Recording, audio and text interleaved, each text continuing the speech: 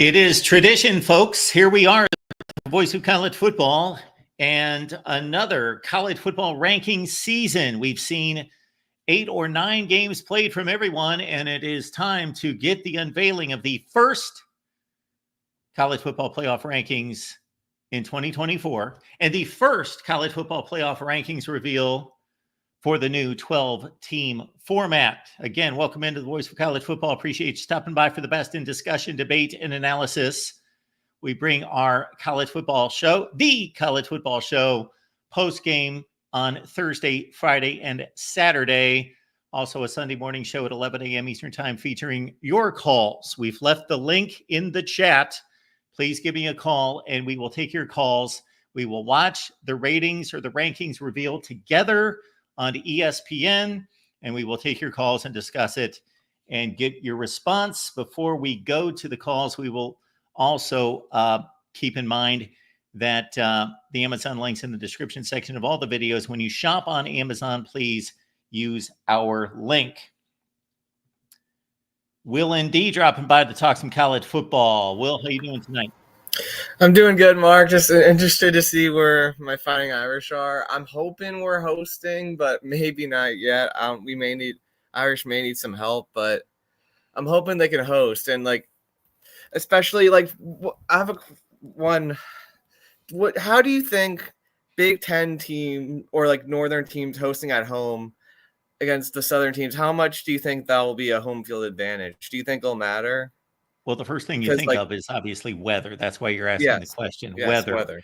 There was an excellent study. I had clamored for somebody to take this on. I wasn't going to do it. I wouldn't even know where to find the statistics for this, but I think it was actually AL.com, meaning Alabama.com.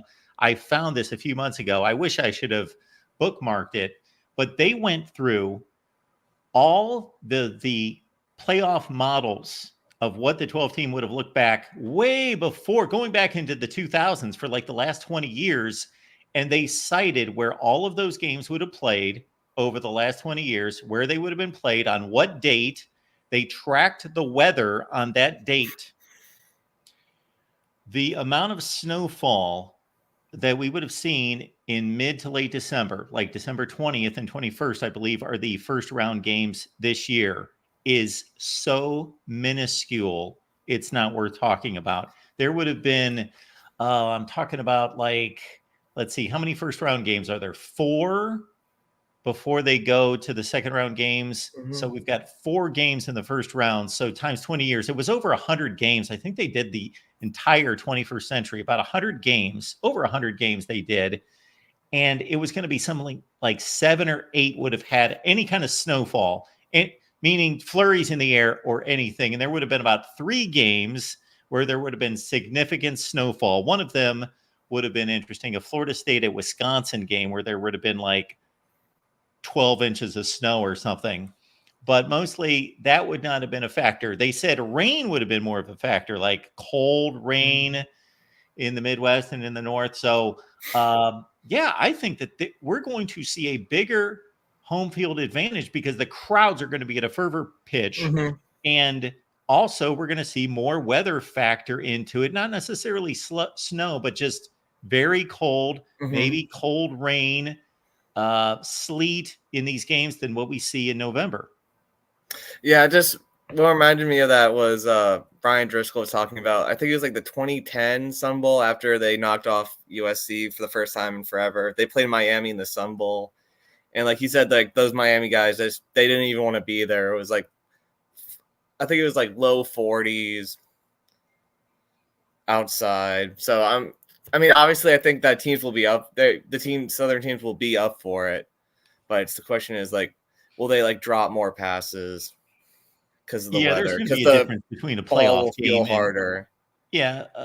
Certainly a difference between playing a Liberty Bowl game or a Sun Bowl game as 2 8-4 teams versus playing a college. Yeah, I know it'll make a difference, but that'll make a difference in it. And certainly I don't know that we've seen a difference between the level of play from these players later on when they become professionals. I don't know that anyone's been able to track that. I'm thinking of some of the best players of all time were Southern players that went and played in places like Green Bay and Chicago and San Francisco and became all-time greats. Yeah, well, they have a whole training camp to get.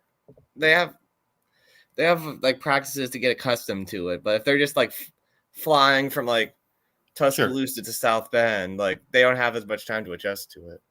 But I know obviously Absolutely. there are all-time greats to playing for like Ozzie Newsome for the Browns. You would know. Yeah. So what comes to mind is talking about, well, Ozzie Newsome's one of the greatest tight ends of all time, but the very best, arguably, at these positions, Walter Payton, Jackson State, goes to Chicago and plays for the Bears. Jerry Rice, Mississippi Valley State, well, he goes to San Francisco, so not a call there, but obviously played a ton of playoff games in difficult situations. Had one of his greatest in a icy game in Chicago. Brett Favre, Southern Miss to Green Bay. I'm going to be looking for the broadcast here on my phone. Do we know that if they've started? I think they're about to start it. 25 Army. So Army is 25. Okay.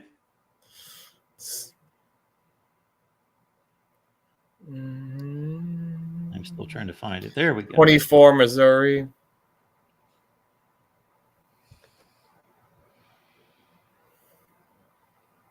Missouri at 24. Okay.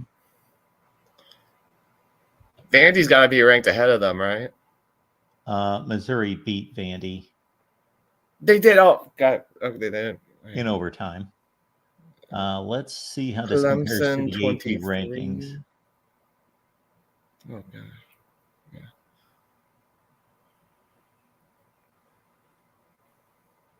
So the AP has Army at 18. They've got Missouri unranked. Louisville 22. I guess Vandy won't be ranked then. I forgot that Missouri beat them. Clemson at 23. They're at 19 according to the AP. Louisville at 22. They're at 25 in the AP. Already some differences. At least the committee, significant differences. At least the committee honored the win head-to-head. Washington State at 21. They're at 20 in the AP. Washington State at 7-1. Would have loved to have seen them be 8-0 and run the table, and that would have been interesting. Colorado at 20.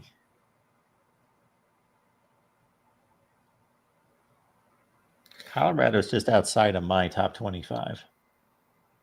Heck of a job by Dion. I had them dead to rights after the Nebraska game. Yeah. Yeah, I'm trying to think who they've beaten, who's any good. They lost to Kansas State. They lost to Nebraska. They beat Cincinnati? Yeah, that's a nice one. Cincinnati's 5-3, 5-4, 5-3. I was partially joking with that being a nice win. Well, for the Big 12, I was saying Big 12 standards. Kansas State's at 19 coming off a lousy game against Houston. That was the most surprising game to me last weekend, was Houston beating Kansas State. Pitt's at 18. Thanks, Ben. Would have been interesting to see what they would have been ranked had they won and been 8-0. Iowa State. All the way down to 17. Oh, I'm seeing this a couple seconds after you. Iowa State at 17. Okay, that's fine. Iowa State at 17 in the AP.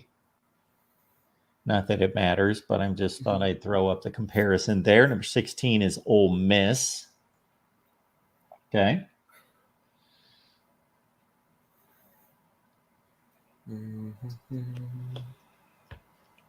You can give us the call on the next few, Will. I'm going to look up my top 25. Yeah, I didn't want to spoil it for you. Oh, you're fine. I'm going to grab my top 25. Ole Miss can definitely move up if they beat Georgia, though.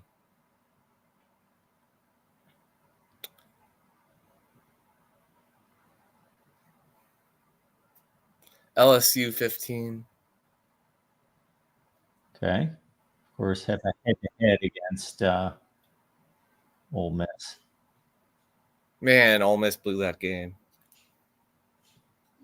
Yeah, they did.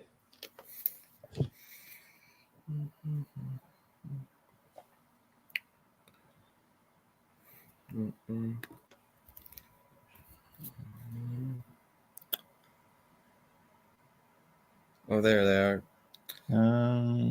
Let's get. Whoops. What's going on here? There we go. They have the bracket up now. Okay.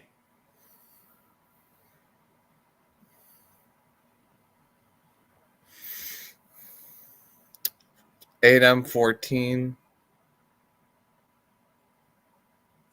Okay. So that means South Carolina is going to be up there. SMU 13. You think South Carolina is going to be Well, higher? are they got to be ranked, right? They haven't shown Why? up yet. Why?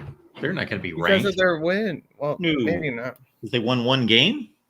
Well, I guess they've lost 3 games, but it's a resume, Will. I'm surprised they're not. It's a resume. I don't have South Carolina ranked. I would put them ahead of Missouri because of. I mean, I feel like who's Missouri? South Carolina just has better, like, competing against the teams they've competed better than Missouri has. I mean, yeah, I think you've got a good point. Right. But see, I don't have either one of them ranked. That's the difference. Yeah, I would not have South Carolina. That's fair. I would not have Missouri ahead of. I don't have Missouri ahead of South Carolina. I have South Carolina just outside of my top 25. No, I got Missouri at 21. So we're together on that one, I guess. Playoff ranking. So we got Mizzou beating Vandy, getting blown out by Alabama, getting blown out by Texas A&M. Boston College wins, no big deal. And who's Mizzou beaten in the SEC? They beat. Besides, they got to have some wins in the SEC, but I'm not. Oh, they beat Auburn. They beat Auburn. Wow. That's nothing there. I think that's it. They're 2-2. They're 2-2 in the SEC. They beat Auburn and who? Vandy. Oh, Vandy. And they won an out-of-conference game against BC, but South Carolina lost to Bama close, LSU close. You're winning me over. Yeah. Will. So they got Boise 12, Bama 11, Notre Dame 10. Oh, they set up the brackets. Here we go. Okay, so Boise State, 12.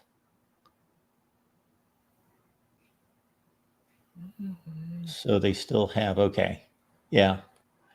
2 ACC and Big 12 champs ahead of Boise State. BYU as, so they have BYU basically as the 9 seed, but they're the highest. They have them as the Big 12 champion. Okay, so they're the 9 seed in a sense. Interesting. And now we're going to start to see the Big 10 and the SEC flood the bracket. Except for SMU. SMU is going to be in there. And we saw Iowa State at 17. So this is going to be all Big 10 and SEC, excluding the ACC Miami champ and SMU. SMU is the first team out. They're 13. Oh, did not see them. Indiana at 9. I think Jeffrey would be hoping for a home game, but wow, that's the best they could do for Indiana, huh? Jeffrey won't be too pleased with that. Oh, I like Indiana a lot more than that myself. Not that I think they're better. I just think they deserve better. Well, we'll see. Indiana's probably going to be facing definitely the most talented team they've played so far. Probably the best team, although I know they lost to Washington, but probably. Yeah. I But would that say was so. in Seattle. I would say so. Then they got the Buckeyes coming up. So Indiana must have a bye in there. So they got Michigan, a bye, and Ohio State, I believe.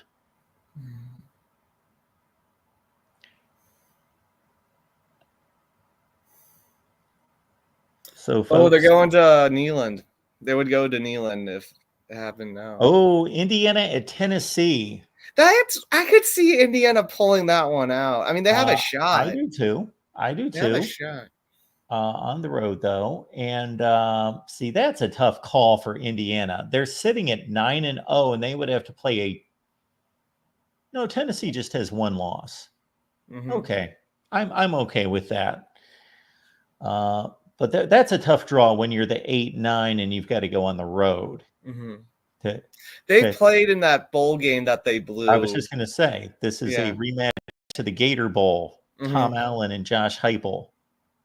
Was it Pruitt or was it Heupel? Oh, that would have been that would have been Pruitt. Yeah, that would have been Pruitt, of course, because that would have been his. Josh Heupel just would have been 2021. And that would have been 2019. Indiana blew a 2-touchdown lead in the fourth quarter of that game. Oh yeah, Notre Dame, Penn State. Notre Dame, Penn State. But that would be. I've seen it. Love it. I saw someone else said it would be in South Bend, but in State College, I would definitely try to go to that game. I don't live that far away. Nice. Notre Dame at Penn State, 7-10 game. See, this is what this is all about. Bama, Texas. I know that's a great game, and those are two blue bloods and all of that, but we've seen them play twice in the last 2 years. They play in the same conference. I don't want to see I don't want to see that. I don't want to see that either. But I do love the Notre Dame Penn State game. I gotta feel like my Irish are playing better right now than Penn State. I mean, I know. I feel like the Irish offense would have been able to score one touchdown at least against Ohio State. Penn State did not score a single touchdown offensively. All right. Although that's credit to the Buckeye defense, but still. So we are looking for the 5. So this is the first team. This has got to be Ohio State, right? Yes. So Ohio State, Boise State at the Shoe. It's a tough challenge. Mm-hmm.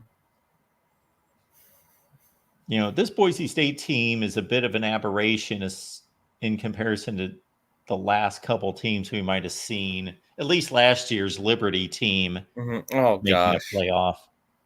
That would have been embarrassing to college football if that Liberty team would have been in the playoff.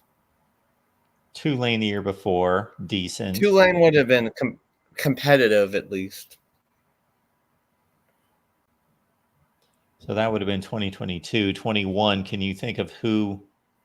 Cincinnati. That was the Cincinnati year. Yeah. That was the Cincinnati year, and it would have been Cincinnati in 2020. Mm-hmm. And 2019, Memphis. Yeah. They were the New Year's 6.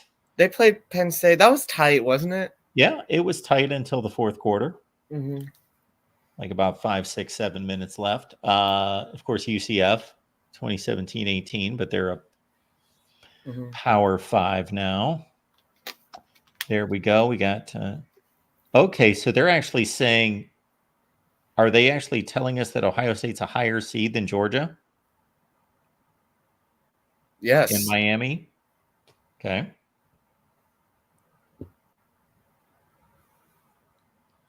Interesting. There we go. All right, folks, that's the field right there. So to run it down once again, you've got Oregon at number 1 with the bye. Georgia 2, Miami and BYU with the byes. Ohio State's the 5. Help me out, Will. They took it off the screen. The 6 was... The 6 was Penn State. Penn State against Notre Dame. The 11? No, they were the 7, correct? I thought that was the 7-10. No, 6. And no, Texas was ranked ahead of Penn State. Okay, 6 playing against Alabama. 11 was Texas, Bama, 7-10, Penn State, Notre Dame, and Happy Valley, 5-12, Ohio State, Boise State, first out, SMU. Mm-hmm. Who was at 14? 14. A&M. Okay. SMU and Texas A&M, LSU, first three out. Okay, let's see if we can find this online. See how long it takes them to update.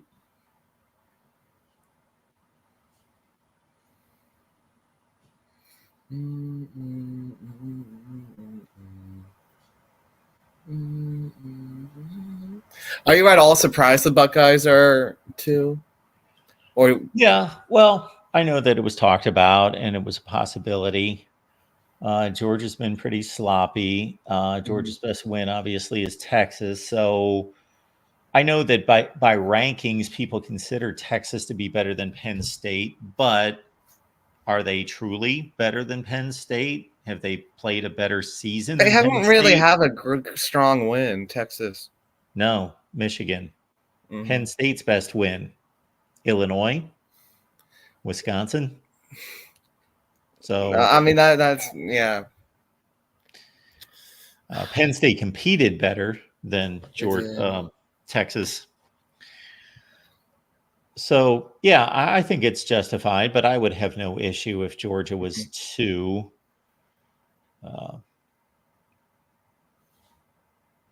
So again, they've got Georgia at 3, and then I guess Miami's 4, and I kind of lose track of it after that. Miami 4, Texas 5.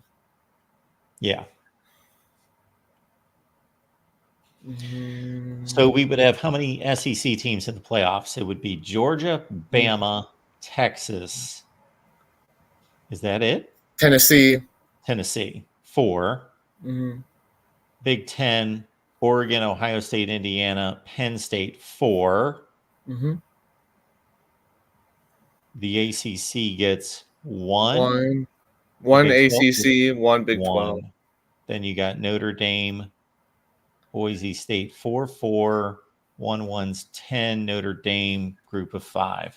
There you go. I mean, that's pretty much what Tony Petitti and Greg Sankey wanted.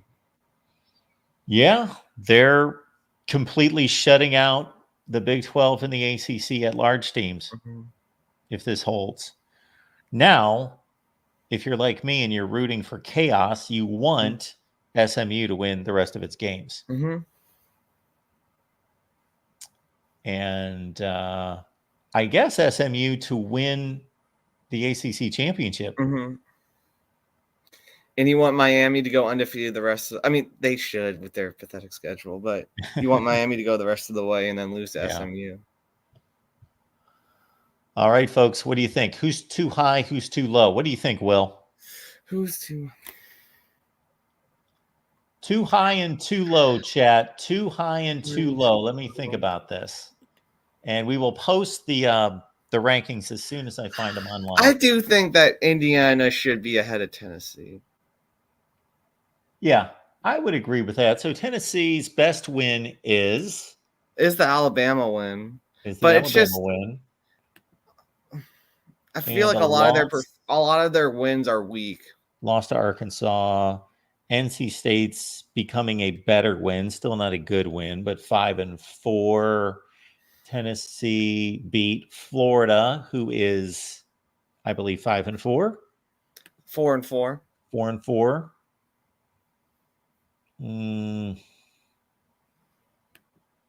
Look at this Tennessee schedule.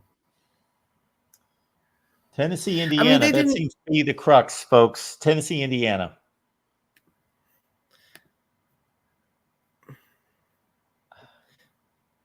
I mean, I just feel like Tennessee's offense is just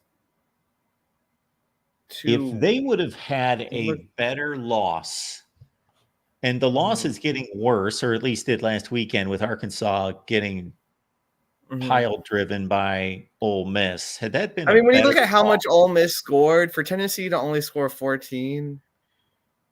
Yeah. Different circumstances to a certain extent. But yeah, I would just feel better about Tennessee being, especially since you're deciding on a home game. This is just not a seeding deal where who wears the home jerseys. This is not an NCAA tournament game. This is big. Yeah, I would agree with you. Indiana will go up if they're competitive with Ohio State? Even if they lose, do you think they can move up if they're I think competitive? they should. Yeah. I think that's what this is all about, is evaluating these teams. And if they go to Columbus and lose 30-24, and it's a really good game. But yeah, Tennessee with a loss to Arkansas, who's 5-4, where Indiana, if they would have been skating by these games, but they're controlling the games, they're dominating the games, they haven't had one game off. They've not had a Boise State game like Oregon has, or an Idaho game like Oregon has, or a Nebraska game like Ohio State. And I'm getting a Tennessee game against Florida, taken to overtime. I think that's a good call, Will. I'm on board with you. Indiana above Tennessee.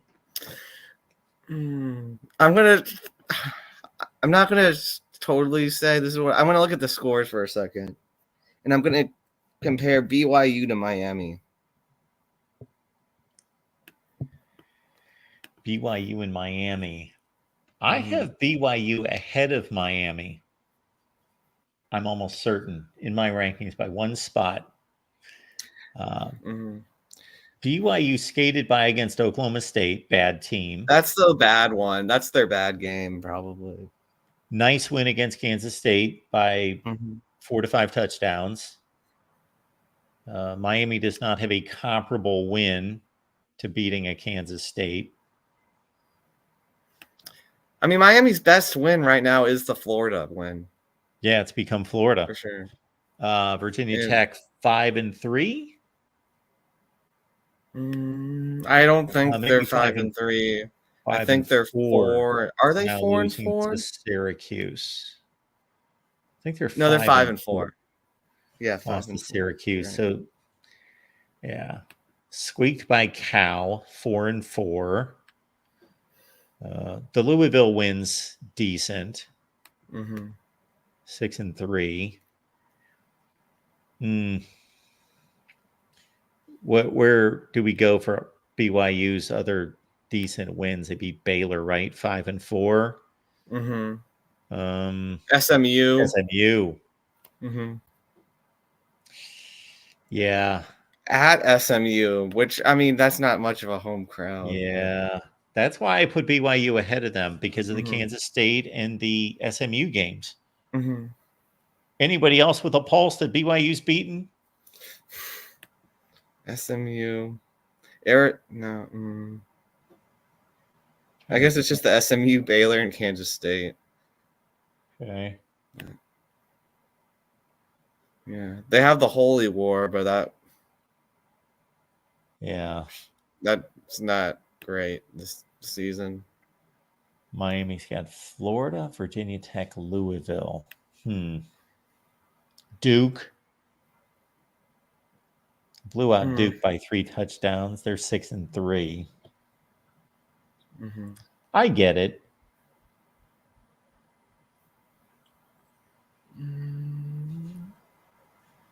Honestly, I think, I want Notre Dame to be higher than 10, but I don't think they should be higher than 10. That being objective. Alex, SMU just needs to win the next 2, and they probably wrap up an ACC title shot. They do wrap it up, Alex. That's what they need to do. They are undefeated in the conference. Mark, I have to ask you this, Mark. They have Ward Manuel up. Oh, boy. What do you think about him being in charge, even though his team might have done some... It's just ironic, isn't it? Yeah. It's just...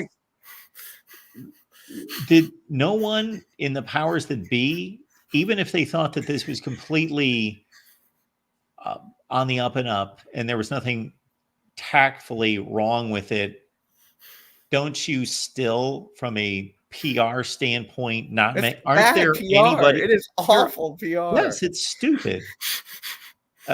It's ridiculous. We still have yet to get that NCAA investigation back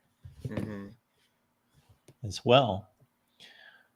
Okay, so if we fan this out, everyone, past the top 12, and again, we've got Boise State representing the group of 5, of course.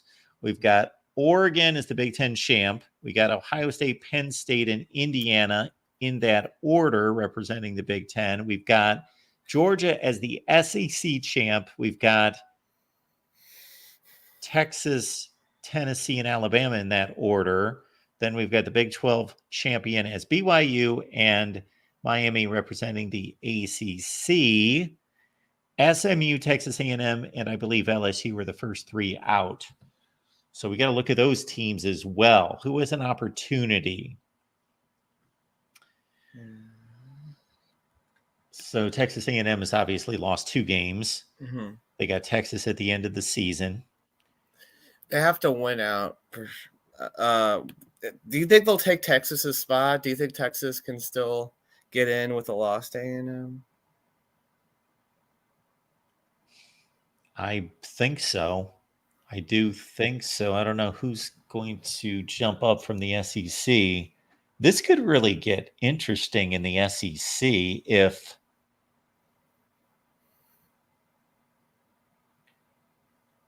Georgia if Georgia and Texas win out, they're the 2, right? Okay. We need Ole Miss to jump in with a win, or Tennessee over Georgia, or Texas A&M over Texas. One of those to get somebody else an opportunity. Like if Ole Miss beats Georgia, then they're back into it. Yeah. That would bring more Texas chaos. A&M beats Texas. Do we know where that game is? Oh, that's at Kyle Field. Okay. I wonder what the line for that game would be right now. Maybe Texas by 3 or 4. Yeah. 3.5. So Georgia's got Ole Miss and Auburn and Georgia Tech, and that's it. That must be their 3. So Auburn's. They only have 2 SEC games. Let's see. Folks, we've left the link in the chat if you want to give us a call. Georgia.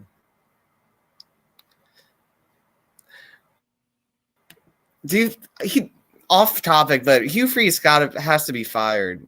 I think they should cut in his second year. Oh no, they have Tennessee plays Georgia. Oh yeah. So Georgia's got to get through Ole Miss and Tennessee. Okay. Man, we could have a fun free for all, like some kind of crazy. Yeah, this could be interesting. If Georgia can lose a game and Texas A&M can beat Texas, then we've got a. Do we have Tennessee in the club? Who else could Tennessee lose to? They play Vandy, and probably they could lose to. That would be they've already played. That would be great if they lose to Vandy. But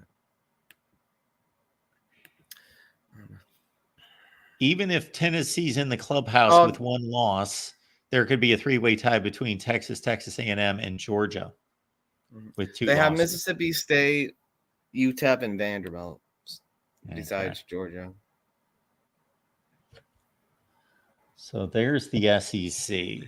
I think Georgia will beat Tennessee, but you never know. I mean, Beck could have another awful game. That's what they gotta rely on, I guess. At Tennessee? No, it's in Sanford. Yes. So to clarify, everyone, we got the SEC and Georgia and Texas control their destinies. Texas A&M, Tennessee, and Ole Miss are in play, and all of them are playing one of those 2. So they can play their way right into it by beating one of the top 2 teams. All of them have that opportunity. That's good stuff. The ACC, who does SMU have left? SMU. Will is my assistant tonight, apparently, looking up schedules for me. Yeah. Love it. SMU. Boston College, Virginia, and Cal. So they should be easy. Should be. Yep. Yeah. All right. Okay.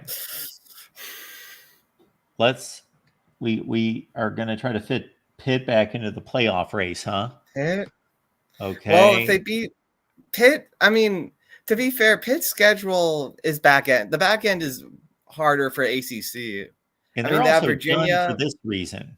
If They have even if SMU loses, Pitt's going to lose a tiebreaker to Yeah. SMU. They need SMU to lose twice, or they need to have some kind of crazy four-way tie created with Miami losing and then Clemson. Well, Clemson's not going to win out because they would have lost to Pitt. So then they're going to have a three-way tie, maybe SMU, Pitt, and Miami. So they need Miami to lose to what? Maybe Kyle McCord throws for like 450. That could happen. I mean, I've seen this. We've seen this Miami defense, Mark. Yeah. That's a good matchup for Syracuse. That could be a fun one the final weekend. So Miami just has 2 or 3 ACC games. They have Georgia Tech, Wake, Syracuse. Yeah. At Georgia Tech. Is Haynes King back this week? I think we looked for it before. Haynes King missing against Notre Dame and Virginia Tech. Hopeful. Yes, I'm hopeful. Yeah, that's what Brent King plays. Brent Key said hopeful. Yeah. Interesting. So we did our best there, Peninsula P, to get Pitt back in the race, but it's going to take some doing, and Pitt's going to have to beat Clemson. Pitt, they're only 3-1 in the conference. They still have to play, 4 conference games? Yes. They have Virginia, Clemson at home. They go to Louisville, and then they go to Boston College. Yeah. Pitt fans, you should just be concerned with your team playing better. Let's start with that. Just play better. All right. So there's the ACC. We got the ACC lined up for you as well, folks. On to the Big 12. This could get messy. So we got BYU. They're in good shape. At 5-0 in the conference with 4 to play? Yes. Okay. So they still have 4 games to navigate. Utah and who else? Utah, Kansas, Arizona State, and Houston. Houston playing better. Arizona State at 6-2. Arizona State's a factor, possibly. Yeah, they have to go to Tempe, so that could be a fun game. Can I find the rankings? There we go. Let's post the rankings. Okay. Very good.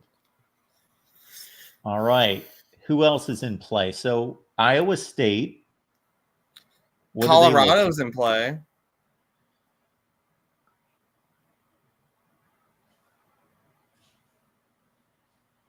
What is Iowa State looking at? Iowa State. We're looking up Iowa State, everyone. They're 7-1 overall. They've lost 1 game. Obviously, they go to Lawrence against Texas Tech. They go where? To Lawrence. They play at Kansas, at home against Cincinnati, at Rice Eccles, and at home against Kansas State. Okay. Like he said, Colorado's in play with 2 losses in the No, just 1 loss in the conference. Yes. They lost to Kansas State. Okay. They go to Lubbock. They play Utah at home, at Kansas, and finish off with Oklahoma State. Oh, that's pretty favorable if they can get by Texas Tech this weekend. All right. Who else has 0 or 1 loss? That's it. It's those 3. Kansas State has 2 losses in the conference. Okay. Iowa State and Colorado with 1 loss. BYU 0 losses, and none of them play each other. Iowa State plays Kansas State. Okay, interesting. So there's a possibility if one of those 2 or both of them falter, meaning Iowa State and Colorado both get tagged with a loss. Then you bring in all these 2-loss teams that could factor in. So we got Cincinnati. Wouldn't you love to see Cincinnati go to the Big 12 championship game? That would be hilarious. That's what I'm rooting for now. Well, I'm rooting to be right. I picked Kansas State to beat Iowa State in the Big 12 championship game, but that does not look like it's going to happen. Who's Cincinnati have? Cincinnati. Looking up Cincinnati, folks. Big 12 championship contender. They host West Virginia, go to Ames, go to Kansas State, and then finish off with TCU. That's tough. Yeah. All right. So that's the Big 12. The Big 10 is pretty cut and dry. I'm actually going to produce a video, hopefully on all these races. So you've done some homework for me a little bit here. The way I've got the Big 10 sized up is basically if Oregon and Indiana win out, that's the Big 10 championship game. They'd both be undefeated. If Ohio State wins out, they've got the tiebreaker against Penn State and Indiana. So it's Oregon, Ohio State in a rematch. If Ohio State would beat Penn State and Indiana and have that tiebreaker, but then lose to Michigan, then you've got a Penn State Indiana tiebreaker. I don't know how that would play out. It would probably go to opponent's winning percentage within the conference. I don't know who that would favor. Yeah, I don't know off the top of my head. Yeah. Who do you think is the team that is the least recognized, talked about, may have the worst record, the lowest brand, that still has some long shot to make the playoffs? We're going to take a look at the rankings. Is it Cincinnati? Probably Cincinnati. Let's look in the... I guess Pitt, maybe? But, I mean, they're going to have... They're a long shot. Yeah, Pitt and Cincinnati are long shots. If Boise State trips up... Oh, that opens a whole nother can of worms. Are they playing anybody decent? Then Tulane or Army would be probably get in. Mike Fort says nobody talks about SMU. Mike, you've not been listening to my channel recently. There is no way you've been on here. I talk about SMU all the time. I've been rooting for SMU the whole season, talking about their playoff chances, talking about how they were playing in a silo and Miami in a silo, and up until last weekend, Clemson in a silo, and I was rooting for a 3-team tie for first place. They play Oregon State. I mean, they have a pretty favorable Mountain West schedule.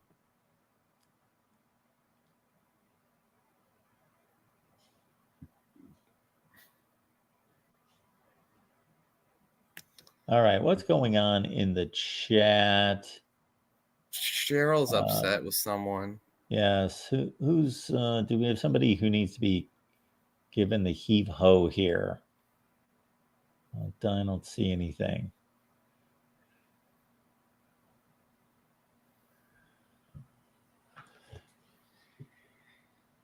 Somebody with a wrench, take care of business if it is warranted. Meaning name calling. Oh, I like this comment by Alex. Okay.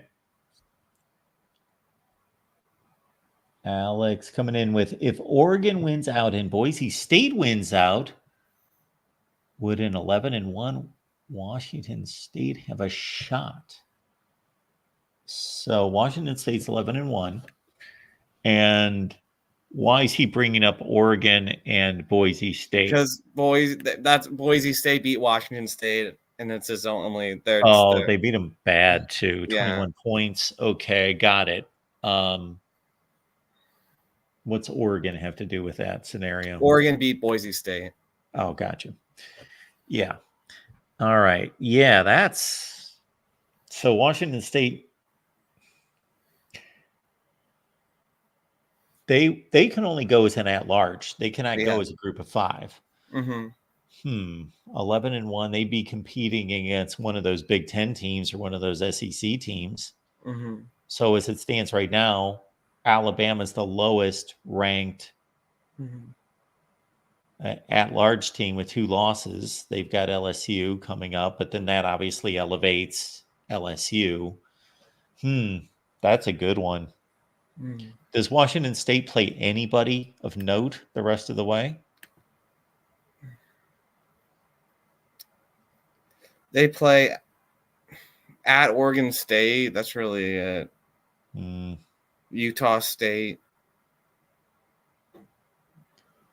Next year, they play a home and home, don't they, against Oregon State? Mm-hmm. Yeah. Did you see this crazy scheduling situation possibility? Well, it's not going to happen now, where Iowa State and Kansas State could have played 4 consecutive games. So they play the last game of the season, and then in the conference championship, and then in the playoff, I guess. And then they play the first game of next season. Oh, my goodness. Not going to happen. But for a while there was a slim possibility. Mm-hmm.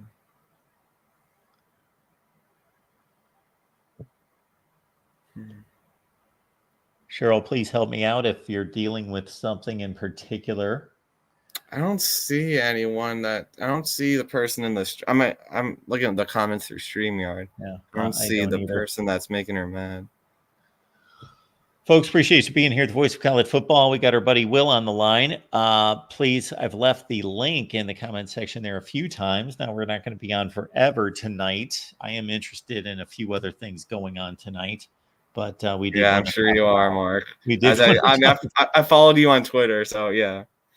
I was actually a bit disgruntled here. I'm actually enjoying myself talking college football because I will have all night and all morning, and I will stay up, believe me, until 3 or 4 in the morning for sure, and longer if it takes that. But I had heard weeks ago that they had moved this to Wednesday for obvious reasons, but that obviously was not the case. Got a super chat coming in. We've got our buddy Jim. For chaos in the next 3 weeks, does he mean? There's 4 weeks left, though. Yeah, what's reasonable chaos? You have very little chaos possibilities in the Big Ten. You basically have Ohio State and Indiana in great shape, whoever wins that game. And the biggest chaos we could have would be Indiana and Penn State having some tiebreaker that's kind of crazy because they didn't play each other for a championship spot. The Big 12, unless BYU collapses, they're safe. But we could have, like I was saying, if the 2 1-loss teams both lose, then we could have some crazy scenario with a bunch of 7-2 teams in the Big 12. The SEC, if Ole Miss, I'm sorry, I keep saying Ole Miss, Georgia and Texas do not take care of business, then Texas A&M and Ole Miss are the teams, and Tennessee are the teams that get to play those teams and knock them down. But you also have LSU and Alabama in play.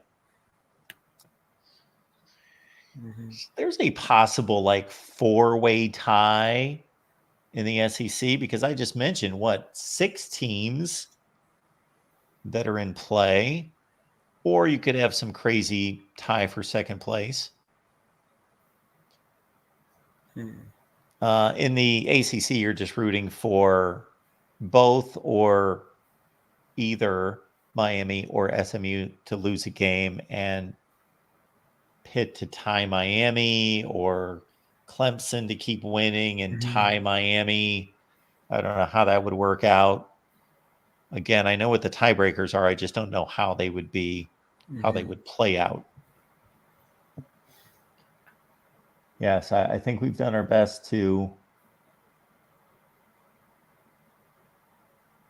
run down the possible chaos scenarios, Jim. And again, Boise State goes down. Maybe out of the group of 5, did we ever look at that? The group of 5. Well, we got Army. Yeah, Army, and I got probably Tulane would be the other one. Yeah, so now it's looking like Army Tulane in the American Conference Championship game, or Memphis possibly.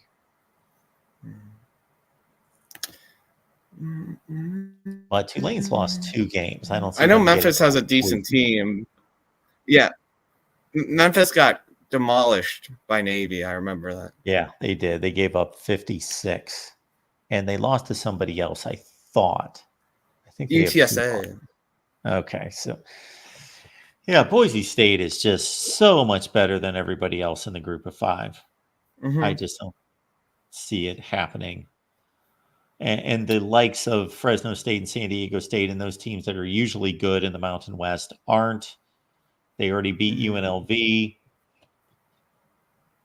Colorado State is the only undefeated team, the other undefeated in the conference.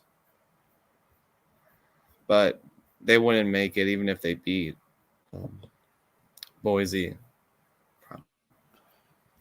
So we've got an Army game at Notre Dame next weekend, correct?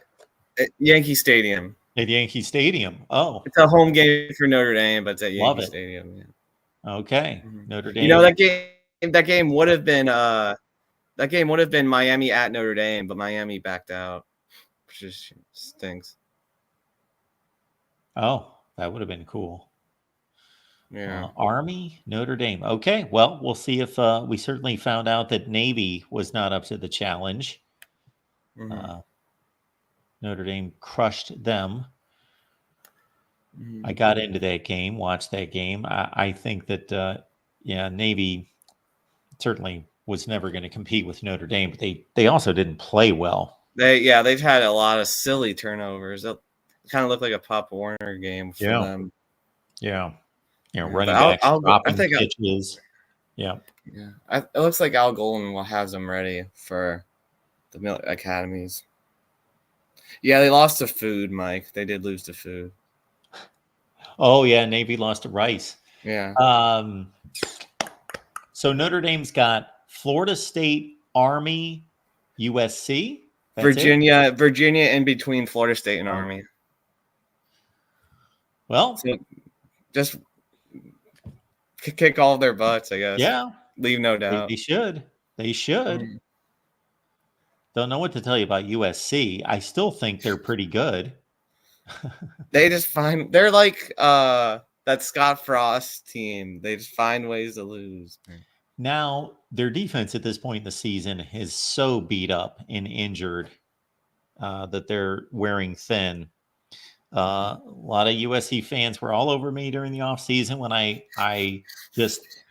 picked USC to go 8-4. So it's not like I predicted this demise of USC, but when I ever just brought up that it might be difficult to play the likes of Minnesota and Maryland and Wisconsin and Nebraska and whoever else I just threw it out there that I was expecting them to trip up a few times. Well, when you think about what their record is in the Big Ten, they're 2-5, but they've beaten LSU and they took Penn State to overtime. Who else in the Big Ten would do that outside of the obvious teams? Yeah.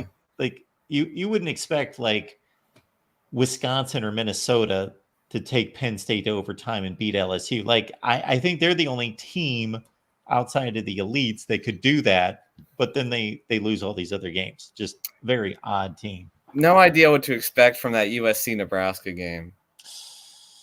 Yeah, Nebraska's bad.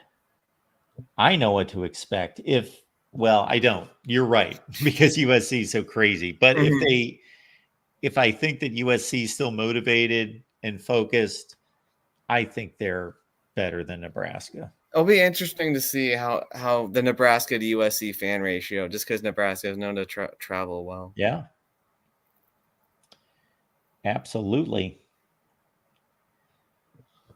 All right, folks. Well, we do appreciate you being here at the Voice of College Football. I don't know how much more we can slice and dice this. We've gone through all the conferences. Will has been kind enough to stay on with me and play producer and run through all the schedules. And we are going to produce some videos, hopefully, once we get to them this week, breaking down all these conference races and all the possible scenarios. And of course, you can catch Will. How do you get to your channel, Will? It should just be youtube.com. I want to try to do a video on the rest of the Irish schedule alongside my show with Jeffrey. But it's just youtube.com/ and then the @ symbol, Will ND Irish. And we also have Jeffrey on, I believe, as we speak. Apparently, he's riling up the Buckeye fans again. Okay. Well, that score is going to get settled in a couple weeks. Yeah. So we'll see. I think Indiana is remarkable, and what they've done, what they've accomplished, regardless of how it ends here with the last few weeks, is just astounding. And again, it's not like I would be astounded and giving them tons of credit if they were winning all these games by a field goal, if they were just finding a way every week, but they are controlling game control every week, blowing teams out. I think a certain team might be sick of hearing about them by the time they show up in a couple weeks, though. I'm just you think it won't be close? 2 or 3 scores, do you think? I think more. It could be pushing the 21 range. Okay. We'll see. I don't know what to expect because we haven't seen Indiana play a team even close to Ohio State's caliber, so we'll see. All right. Has it been since 87? Was that the last time IU beat Ohio State? So, yes. So, Cheryl is citing the 1987 game in which it was 10-10 at half, and then Indiana launched out to a 31-10 win. Earl Bruce called it the darkest day in Ohio State football history. However, Ohio State lost to Indiana the very next year in 1988, 41-7 in Bloomington. Anthony Thompson had a huge day. That Indiana team was really good. The 87 team almost went to the Rose Bowl. They've had a tie since then. That was in 1990, but the Buckeyes otherwise have beaten them. They've played almost every year since. So what are we looking at? Do you think, how about Buckeye, since we're talking about 80s Ohio State, do you think Earl Bruce would have kept his job if Chris Carter wasn't suspended? Boy, that's a great question, because for as awful as Ohio State's record was, 6-4-1 that year, they lost so many. Their offense was like watching, not Iowa, but yeah, they were just struggled to score points, and they lost so many close games. Iowa beat them on a 4th down pass at the end of the game, 4th and 29. Pass. I remember McNabb did that against the Packers in the playoffs. Yes, he did. Yes, he did. I was too young to watch that, but I saw who's the wideout from UCLA? Anyway, Brett Favre threw a big pick in that game too in overtime. Yeah. Green Bay should have sealed that game. That was in 2004, I believe. But yeah, they lost to Purdue by a field goal. They tied LSU. They lost.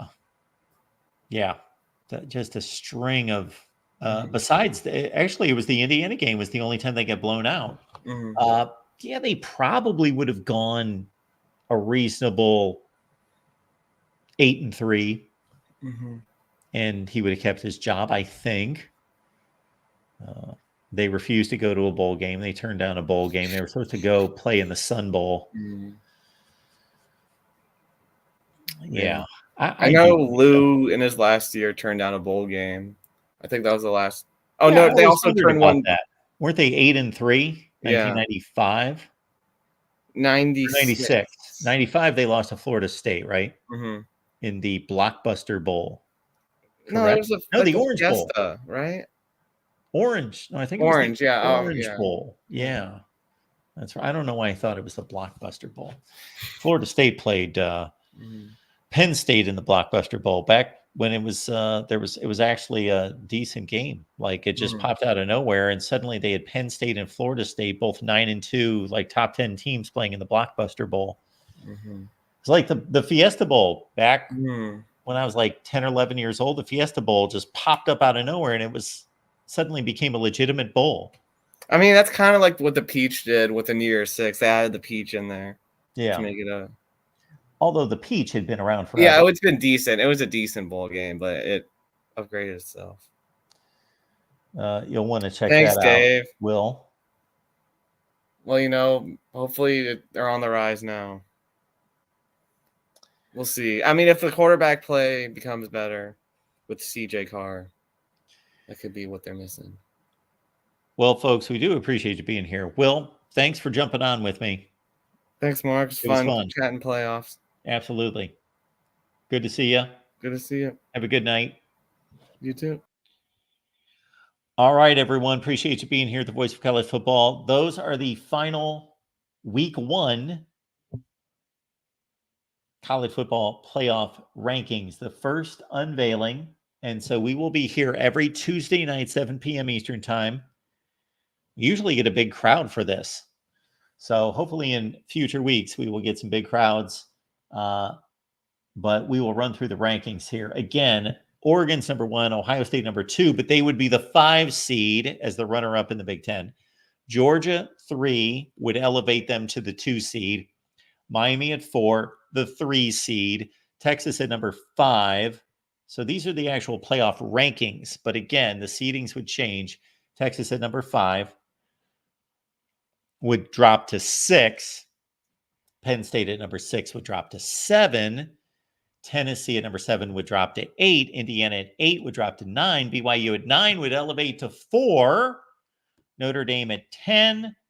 Bama 11. And then your group of 5 entry at 12. So our first round matchups would be Ohio State, the 5, taking on Boise State, the 12.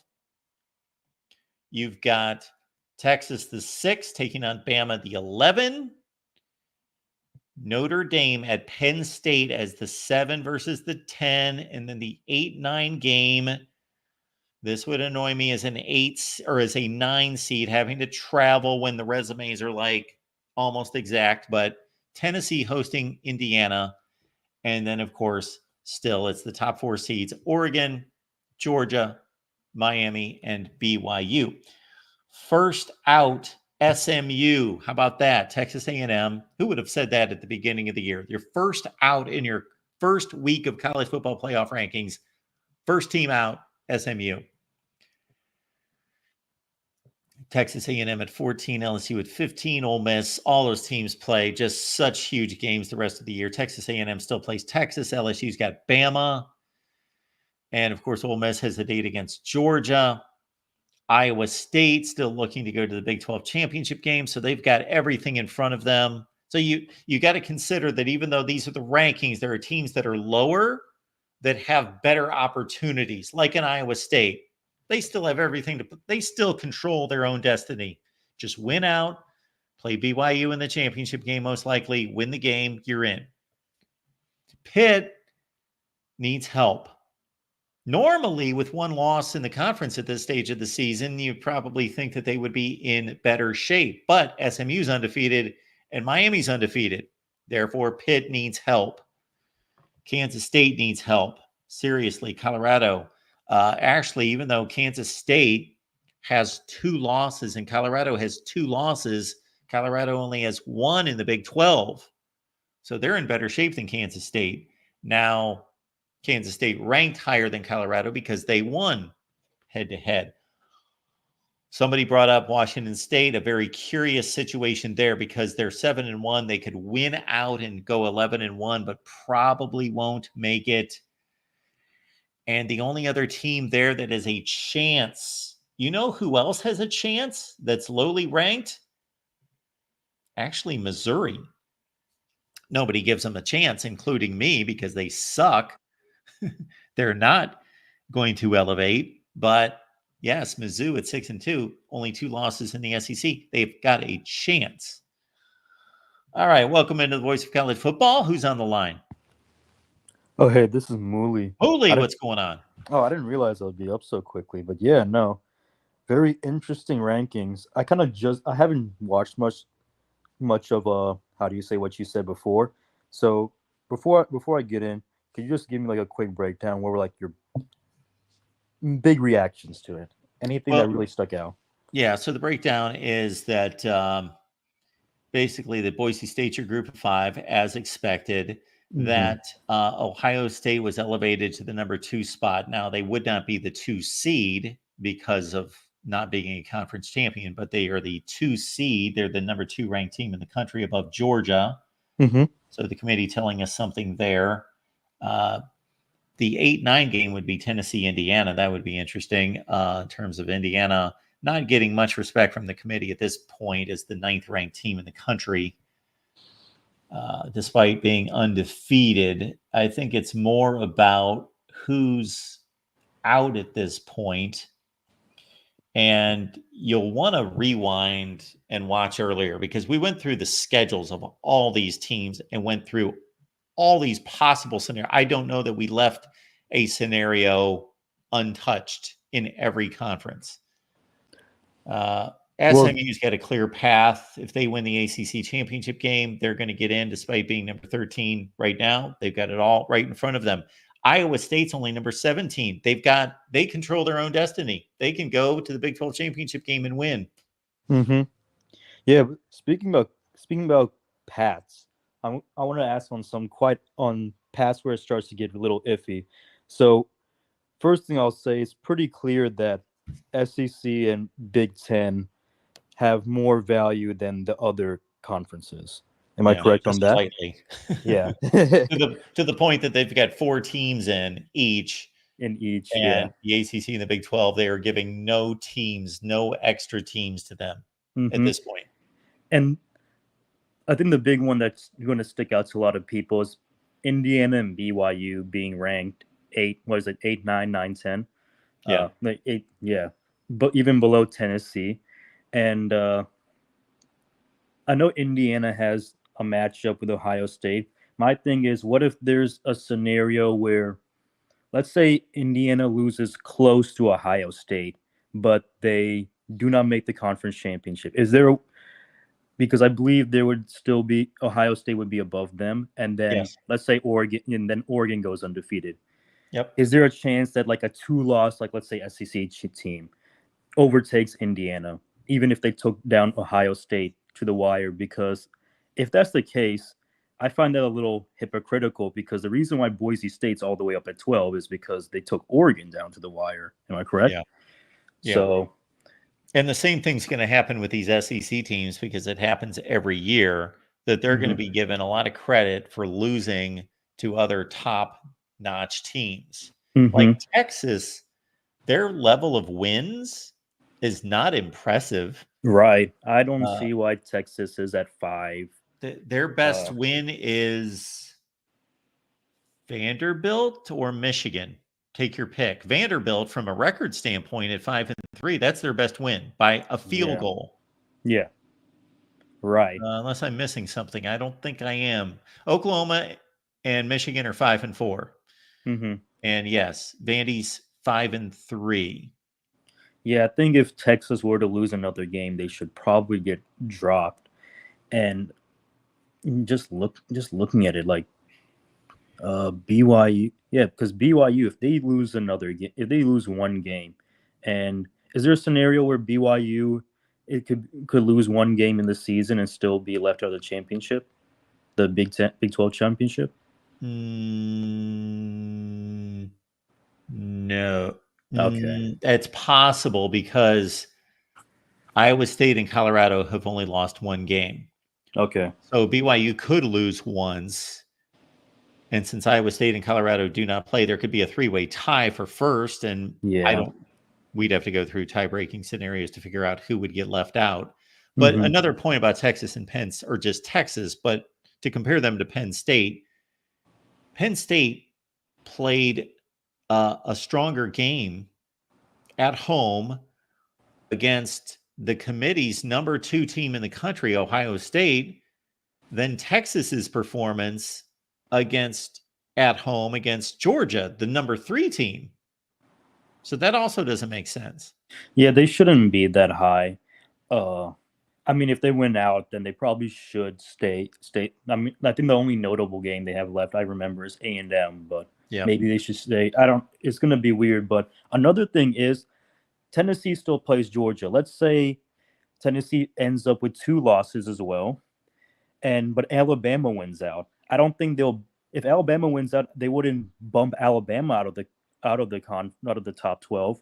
But then again, you can't put Tennessee below Alabama because they won the head-to-head, and I don't think there'll be enough of a performance or schedule difference to justify putting Alabama over Tennessee. You know what I'm saying? Sure. Well, who's Tennessee losing to? Georgia? Georgia, yeah. Okay, so they lose to Georgia. They finished 10-2. Alabama's 10-2. Yeah, Tennessee's they're not going to knock Tennessee far for losing to Georgia unless they lose 42-10. Mm-hmm.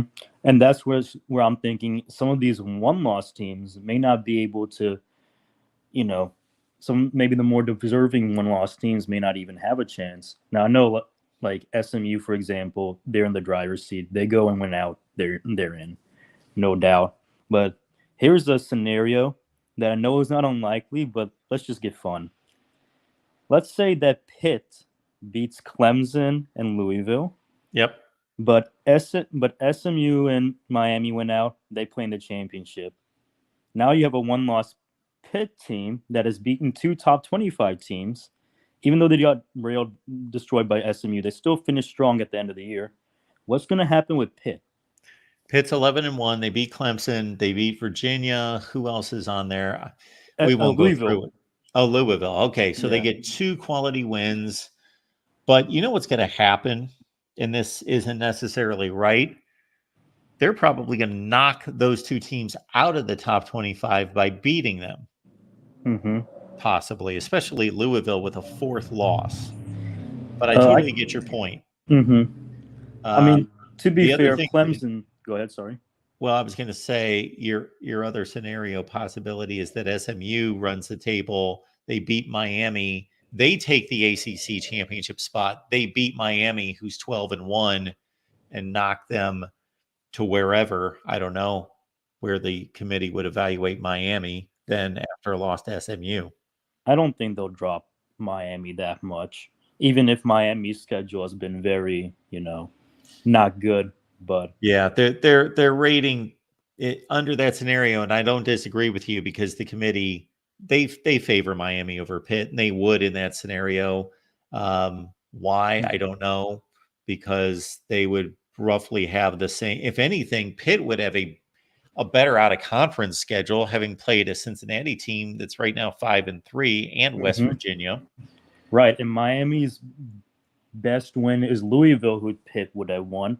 And really, that's the only ranked team they outside of that. The only other team, maybe you could, I guess Virginia Tech's a decent team, but the only other you could quote unquote quality team is Duke, maybe, or they play Syracuse at the end of the year. But Syracuse is a interesting 6-2 team. They're I wouldn't say Syracuse is that, even though they're 6-2, I wouldn't say they're that strong of a team. No, they lost to Stanford. Yeah, and then that Pitt game was that Pitt game. Yeah, that 5 interception. Yeah, so I don't know. We'll have to see how it plays out. But I think I'm now to summarize everything I've said so far. I think I'm on the point with you where I just want to see chaos just to give the committee a hard time. Yes, massive conferences, because absolutely what's probably going to happen is going to come if that happens. Pitt, let's say Pitt wins out, or some other team that finishes 1 loss, whoever it may be, they're probably going to favor some Big Ten or some SEC school, put it in there, and just cause a little more chaos.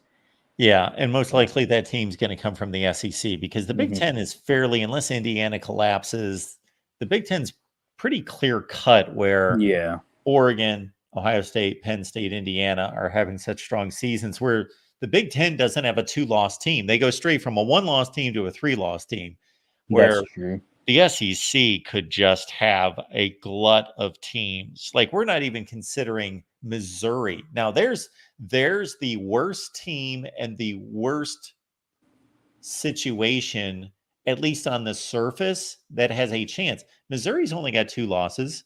Mm-hmm. They play in the SEC, of course, and they don't play a hard schedule, and they get to finish out. Let's say they go 10-2. Yeah. I'd hope they're not in it. I'd hope they don't make it. But I think I was looking at they were showing like the playoff predictor. It said like Missouri had like a 10% chance or something like that. So You know what's very strange about this, Moodley, is we've run the models of the 12-team playoff during the 4-team playoff era, and every 10-2 team would have made the playoffs. Every one for 10 years. And this looks like there could be 10-2 teams left out. yeah. And that would have never happened. Not Mhm. once. That is true. Because like Iowa State 1 loss, Kansas State 2 loss, and Colorado 2 loss. What Pitt. happens in what's going to happen in the Big 12? Yeah, my mind is just kind of just boggled right now with all these scenarios. It's fun though. We'll see. Yeah, it's good stuff. Yeah. Thanks, Well, Mark. we appreciate the call. Have a good night. You too. Goodbye. All right, let's take our final call. We got Michael on the line. Michael, what's going on tonight here at the Voice of College Football, sir? Not much, Mark. How you doing, sir? I'm doing well. All right, the first one is officially out. What's your take? Agree or disagree? Okay. Well, I will run through this again. You could basically just rewind the tape because I've done this a few times. But we went through all the scenarios. My take is that Texas is ranked too high. We got the decision between Ohio State and Georgia. I don't disagree with it, but I would have no issue if Georgia was placed ahead of Ohio State. Okay. Go ahead. Sorry. I was just going to mention that anybody watching this and anybody looking at the rankings obviously have to take into consideration how the seedings go. So Ohio State would not be the 2 seed, even though they're ranked number 2 in the country. They would fall to 5. Other than that, we're looking at Boise State obviously controls the group of 5 far more dominantly than anybody I would have expected. Like they would have to collapse. They really have a lock on the group of 5. Now, past that, SMU, Texas A&M, LSU, and Ole Miss. So you get 3 SEC teams after the first one out, which is SMU. They've got to win out. Otherwise, if they lose the second game, forget it. But Texas A&M, LSU, and Ole Miss, they all have a possibility. Now, Iowa State, they are, Michael, the lowest ranked team that controls its own destiny. Iowa State, if they win out, they'll be in the playoff. Regardless of what this looks like at number 17, they will elevate because they will be the Big 12 champion. Okay. Fair point and stuff like. But you said Ohio State and Georgia got it right. How?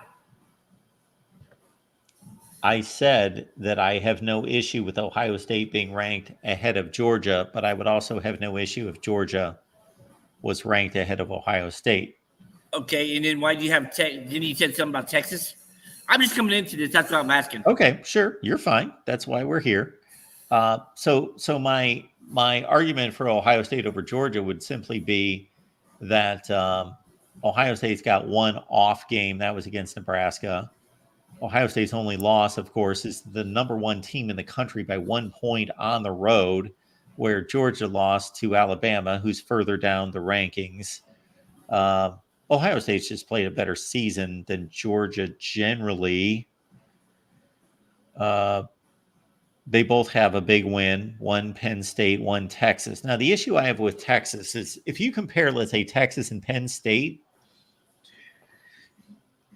Texas lost to Georgia in dominant fashion. Penn State gave Ohio State a game, and that's the committee's number 2 team in the country. Mm-hmm. Texas doesn't have any great wins. They beat Vandy, who's 5-3. They beat Michigan and Oklahoma, who are 5-4. Penn State's got a 6-3 team under their belt. Illinois. So I just think Penn State's got a better resume than Texas. Mm-hmm. I think Indiana should be above Tennessee. We talked about that. Yeah, those are the highlights. Okay. Now, there's a possibility. I'm not saying it's not going to happen, but 5 teams in the SEC finish 10-2 this year. Actually, there could be more than that. Can there? There could be 6 teams that finish 10-2 in the SEC. Well, we would have to go through the schedule to figure that out to see if that actually could happen.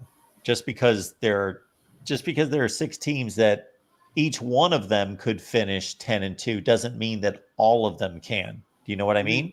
Yeah. My thing is, if that happens, how big is Pandora's box will be blown wide open? Well, the committee's just going to have to determine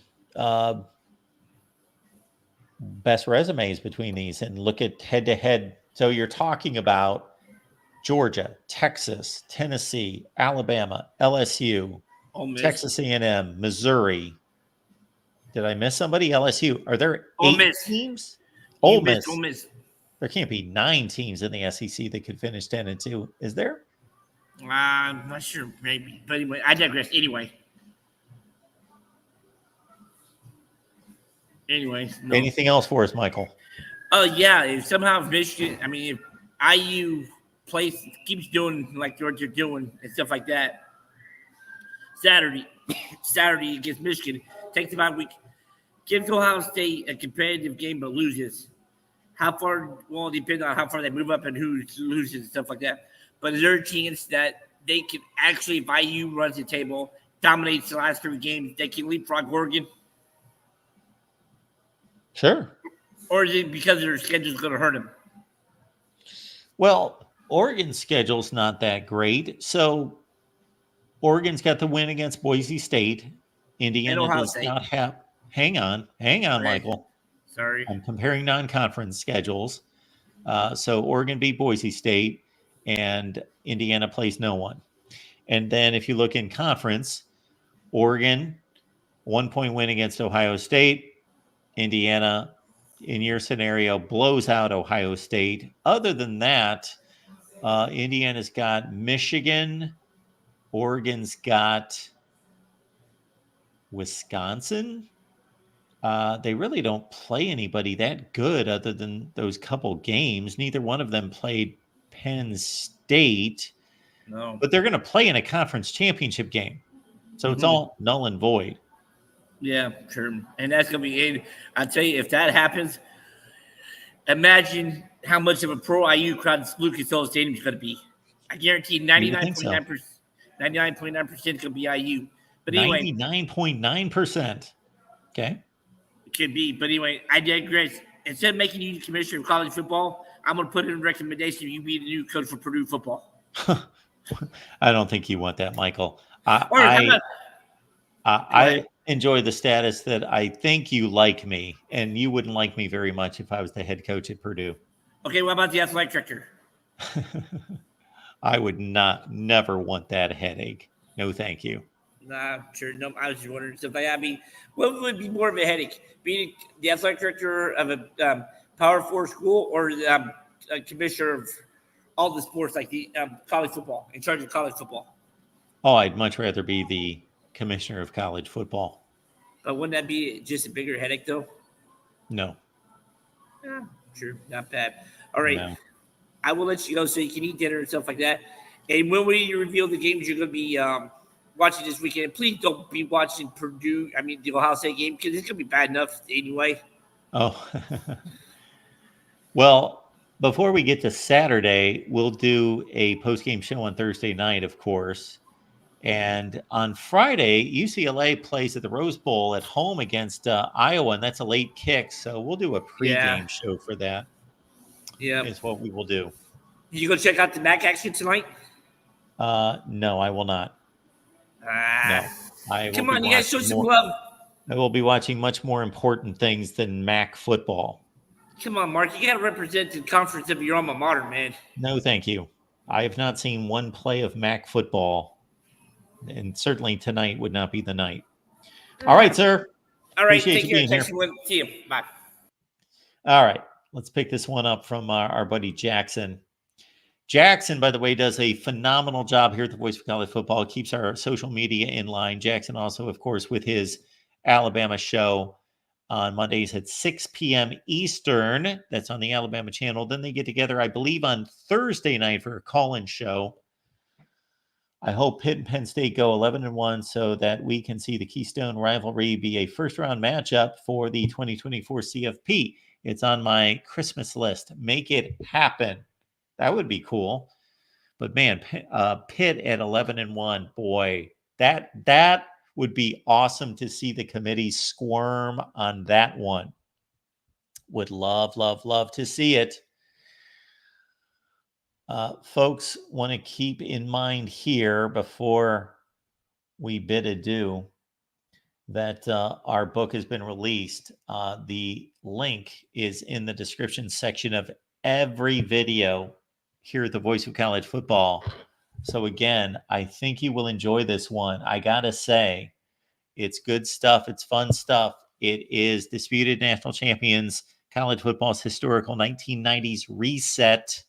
It's not just a history book. No, we place all these scenarios, all these storylines, all these results from each season, and we just pick up 1990, 91, 92, 93, 94, 95, 96, 97, 98, 99, and we put them into the BCS era, the 4-team college football playoff era, the 12-team era, the 14-team proposed era.